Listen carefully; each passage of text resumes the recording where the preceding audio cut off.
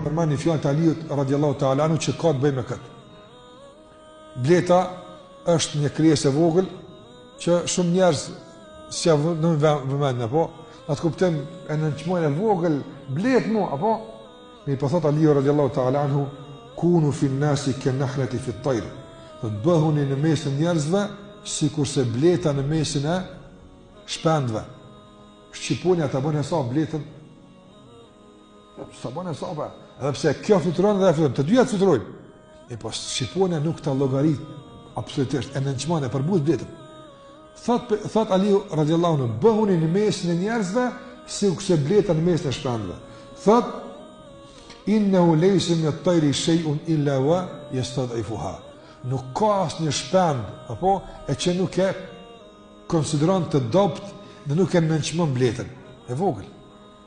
Thot mirë po walau ya'lamu at-tayru, mi po të kishin ditë shpend të tjerë se çfarë bereqeti bart ajo dhe çfarë dobi dhe çfarë mirësie bart ajo në krahët e saj, kur nuk kishin më nënçmuar.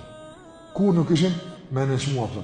Andaj edhe sot nënçmuan ndoshta besimtarët për buzën, nuk u din vlera, nënçmuan, por vallahi me ditë familjarët që në mes të tyre kanë dikën që është mbuluar ose kanë dikën që falet, edhe fqinësia tyne, edhe vendi tyne, me di çfarë bereqeti bartin këta besimtar dhe sa dënimin e Allahut e largojnë këta kur quen mu fal, edhe përmend Allah xhallahu ala, kishin me i bajta musliman krah hiç pa u lodh kurrë.